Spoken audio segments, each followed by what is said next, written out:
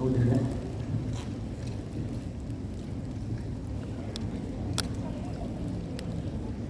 Sampai sini, oh jauhannya makanya maaf ya. Oke. Boleh minta tolong diestafetkan. Terima kasih. Semoga yang mengestafetkan mic-nya rezekinya lancar, amin. Berkah ya. Umroh amin. Nikah. Oh udah ya. Pilih bisa, maaf ya.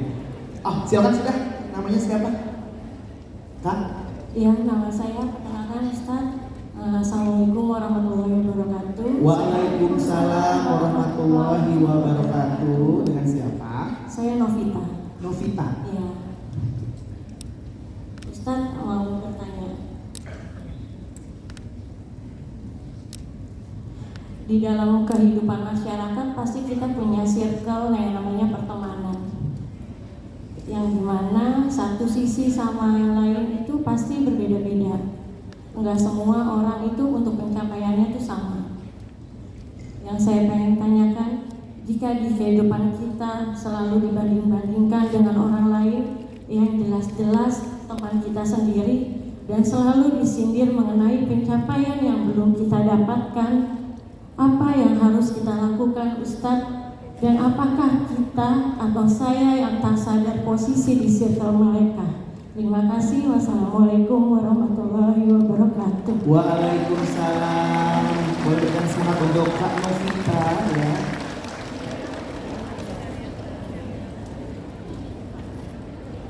Salah satu yang membuat mental block pada diri seseorang itu adalah ketika munculnya penilaian dan perbandingan orang-orang di sekitar kita. Itu bikin mental block, terutama penilaian dan perbandingan yang diberikan oleh orang tua. Semua kita bakal jadi orang tua insya Allah. Kalian akan jadi ibu bagi anak-anak kalian, ayah bagi anak-anak kalian. Kita sekarang udah lebih baik karena kita udah lebih well educated, dengan banyak belajar, banyak membaca, yang kuliahnya atau pendidikannya udah tinggi-tinggi. Mungkin sebagian orang tua kita dulu tidak sebaik itu kesempatan pendidikan mereka. Mereka mungkin belajarnya cuma belajar untuk bisa dapetin pekerjaan, atau bahkan belajar pun nggak tinggi-tinggi amat. Orang tua saya cuma lulusan SD, cuma lulusan SMP. Jadi saya nggak menyalahkan mereka kalau dulu mereka suka membanding-bandingkan saya sama adik saya. Karena saya udah sukses duluan di bidang musabaqah, sering juara-juara musabaqah gitu, tingkat nasional, internasional. Sehingga orang tua saya tuh suka membandingkan adik saya dengan saya, kakaknya. Kamu kenapa nggak kayak kakak kamu? Kakak kamu sering juara segala macam, kasihan dianya gitu ya. Dan itu nggak baik loh buat anak-anak kita. Dan kita udah tahu itu. Nah sekarang bagaimana kalau kita yang jadi korban? Kita yang dibanding-bandingkan baik oleh keluarga maupun oleh masyarakat. Saya nggak tahu jawaban nasihat ulamanya, tapi kalau versi saya akan belajar menjadi orang yang fokus dengan diri saya. Karena begitu jadi ada yang namanya membuat batasan diri kita. Kalau kita nggak bisa membuat batasan diri kita agar kita bisa fokus dengan diri kita akan terpengaruh oleh setiap ucapan orang. Kita akan terpengaruh oleh penilaian orang. Ada perlunya juga sesekali agak cuek. Ada perlunya juga sesekali agak kepedean. Selama kepedean kita itu nggak membuat kita jadi rugi dan orang lain juga rugi. Agak perlu juga sesekali kita begitu yakin dengan apa yang sedang kita lakukan. Perlu yang kayak gitu. Jadi segala sesuatu itu perlu dengan keseimbangannya.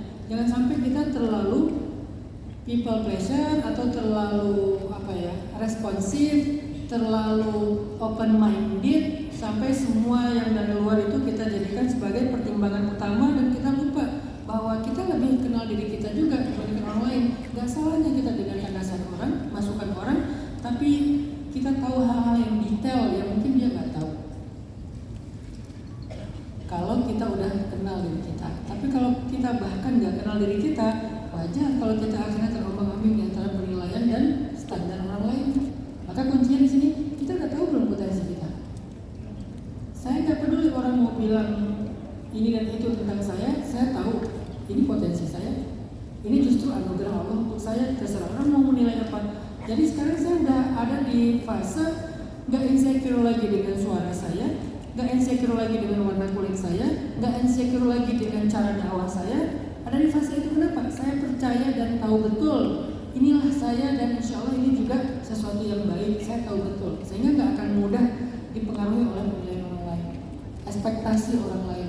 Harusnya kamu tentang pakaian aja, kan standarnya Ustadz harusnya nggak gini ya, ini apa sih? Ustadz macam apa kayak gini gitu kan ya? Tapi saya percaya bahwa penampilan ini bukan tentang kayak tentang bahwa saya berpura-pura. Udah ini diri saya nggak mau menjadi sesuatu yang bukan diri saya. Selama tidak melanggar syariat, saya pakai kupluk. Kenapa sekarang pakai ini? Panas pakai kupluk. Kenapa pakai penampilan ini dengan baju ala-ala nggak jelas gini, pantai gini? Kenapa alirannya diambil stylenya Rastafarian? Karena memang mungkin selera, mungkin gaya hidup. Tapi selain itu semua, ini cara dakwah saya.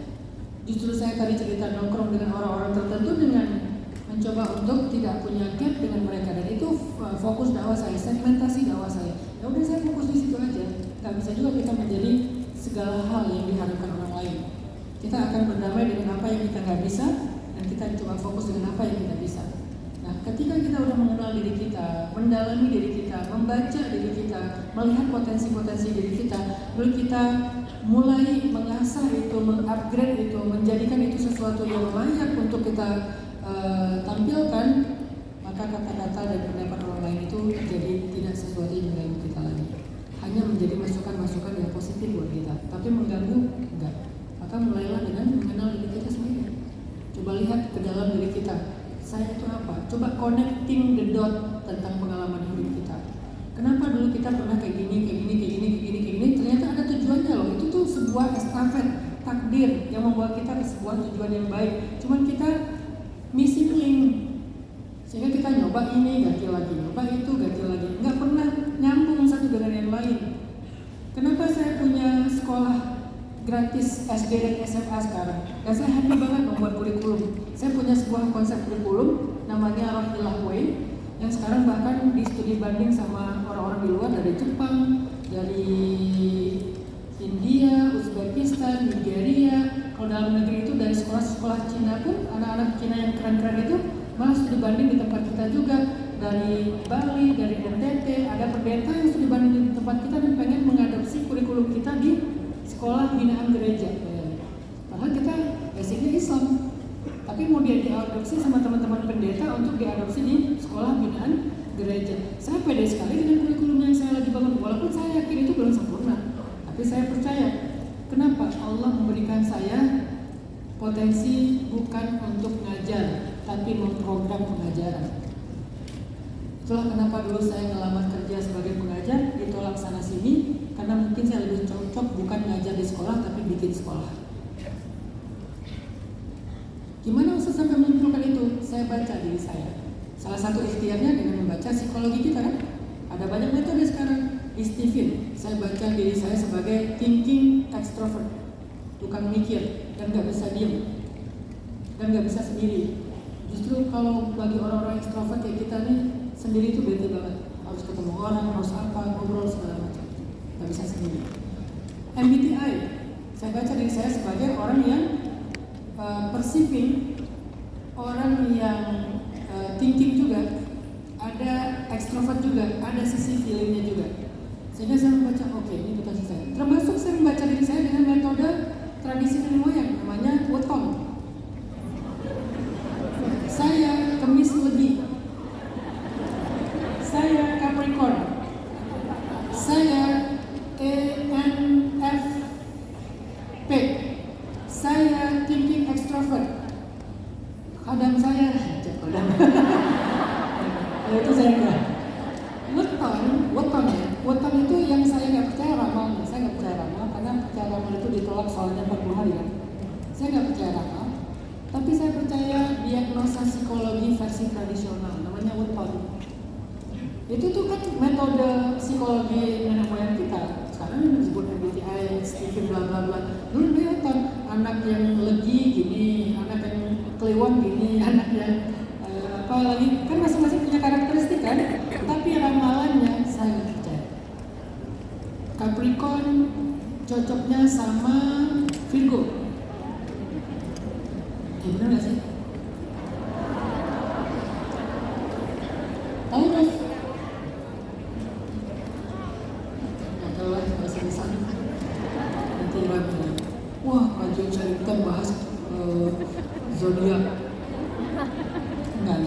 Maksud saya, ikhtiar untuk memahami diri kita. Saya ngobrol sama psikolog, saya ngobrol sama keluarga, karena mereka juga kenal saya kan. Tapi saya hanya menerima beberapa insight. Saya memuhasabah perjalanan hidup saya. Kenapa dulu saya ngajar ditolak-tolak terus? Ternyata saya bukan ngajar yang lebih baiknya, justru memprogram pengajaran. Sehingga sekarang kita punya kurikulum namanya Rohillah Way. Kurikulum itu bahkan mau dipakai beberapa BUMN untuk diterapkan di sekolah binaan mereka. Coba bayangin. Kalau saya ngajar, saya nggak akan pernah punya sekolah sendiri. Berarti kan saya kurang dalam mengajar, lebih dalam memprogram. Yang lain lebih dalam mengajar, kurang dalam memprogram. Setiap orang diberikan kelebihan dan kekurangan, berdamai dengan itu. Kapan kita bisa pede ketika kita bisa membaca dari kita? Muhasabah, renungkan perjalanan hidup kita dari kecil sampai sekarang, connecting the dot-nya, setiap peristiwa itu memberikan sebuah kode. Lalu renungkan potensi kita, apa yang kita lakukan yang buat kita kayaknya melejit banget, sementara yang lain kita udah have effort habis-habisan tapi biasa-biasa aja. Mungkin kita emang di situ bidangnya. Coba pahami itu. Insya Allah kita nggak akan merasa rendah diri lagi ketika dibandingkan sama orang lain. Saya kalau pergi ke anak-anak balap, saya akan merasa rendah diri karena saya bukan pembalap.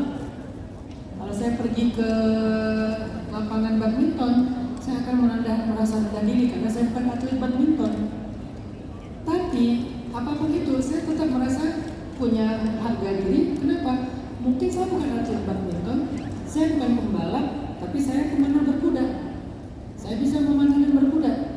Saya sering dan saya punya stable-nya. Saya lumayan enjoy, walaupun saya bukan seorang pro atlet pemanah berkuda, tetapi saya cukup enjoy dengan itu dan cukup pede. Sehingga kalau saya ngeliat anak badminton, keren dia, tapi nggak rendah diri kan?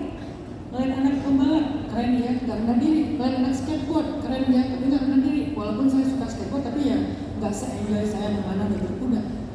Apa yang kamu punya? Coba kamu hargai itu, insya Allah kamu nggak akan lagi terombang-ambing dengan penilaian dan standar orang lain. Allah.